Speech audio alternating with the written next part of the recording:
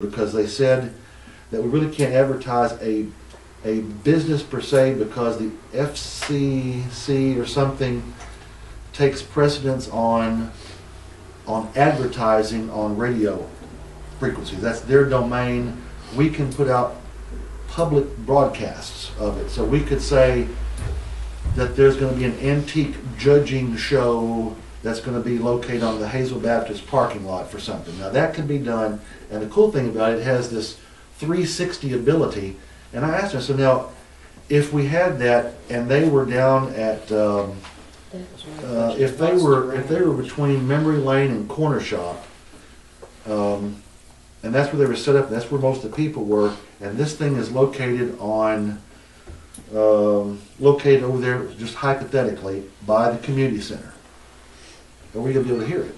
And they said, pretty well. Within about a half a mile, it has really good voice understandability.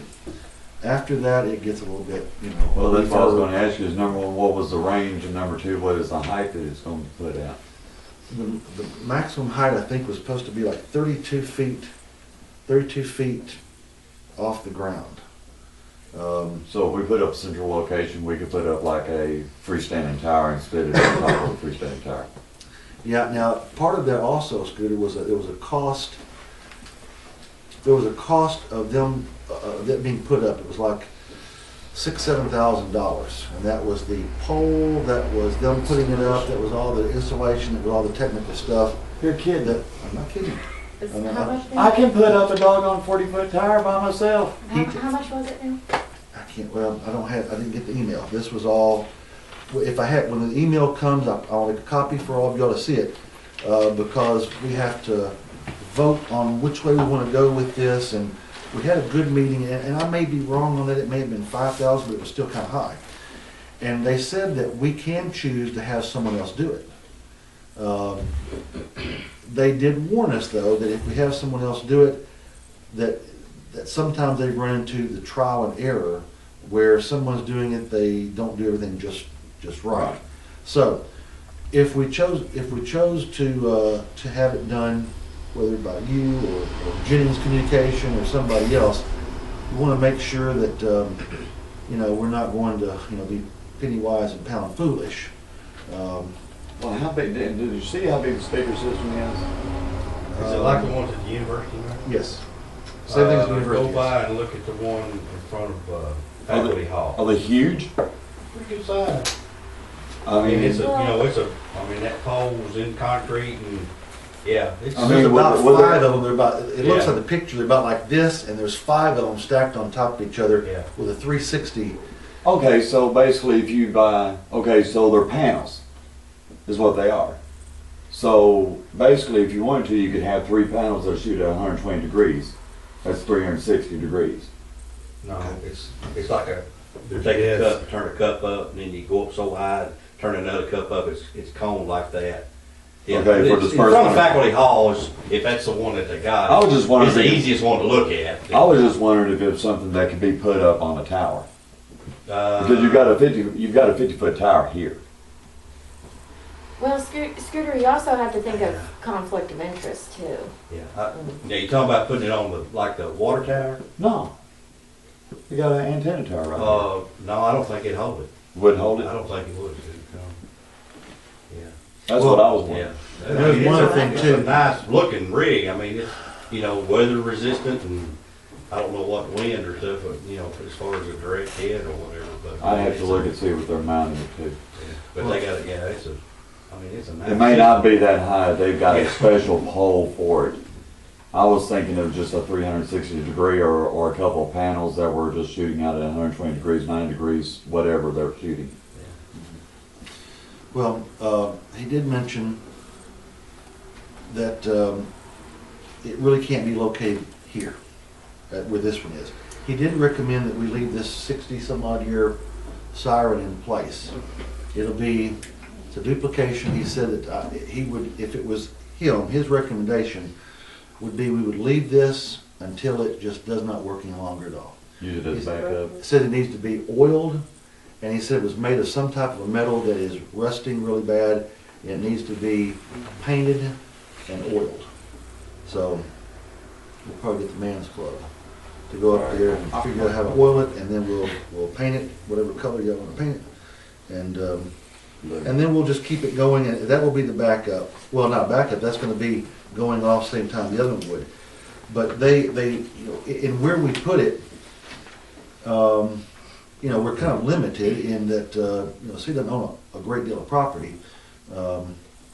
And so we want to get it at a point where it can get as far as Myers, Lavender, and E.W. Miller. Because those are the spots that we had trouble with in the past, with this one. Oh, we can hit Puryear almost, the one we got down here, but that didn't help us with Hazelians. So we looked at their map, and they, you know, we talked about the community center.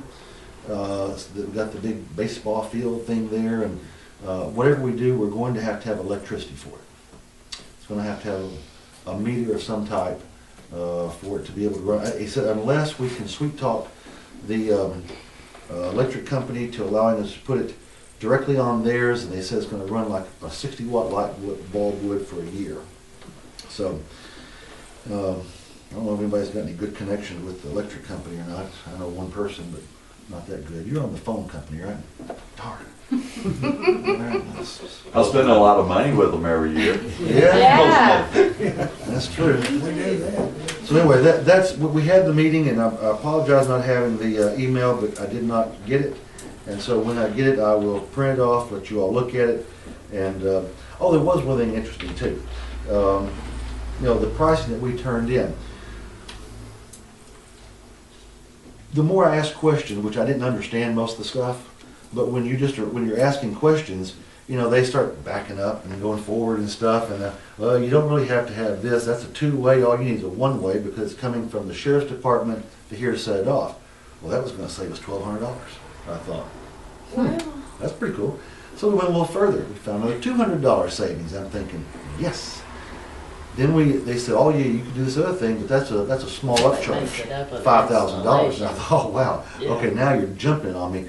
So then we started playing a little hardball and stuff, because I told them, I said, well, you know, if this is what the council wants to do, we can't treat the number, we can't be higher than what this is. Well, this is going to cost more. So we began talking a little more. They said, well, they made the mistake. They said this was list price. Now, that's a bad thing to say to me because I know what list price is. And so fired another email off to them and didn't hear anything back.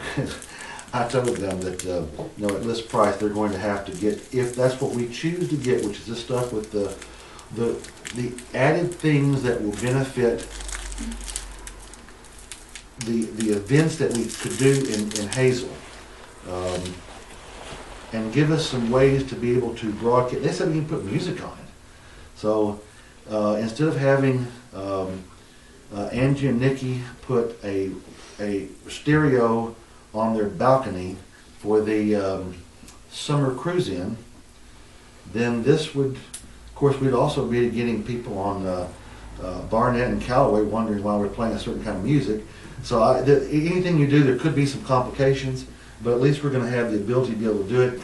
And I can pretty much guarantee we're going to be able to get the pricing where we probably need to get it because I told them we're not going to have any overruns. So would that be controllable, say like someone in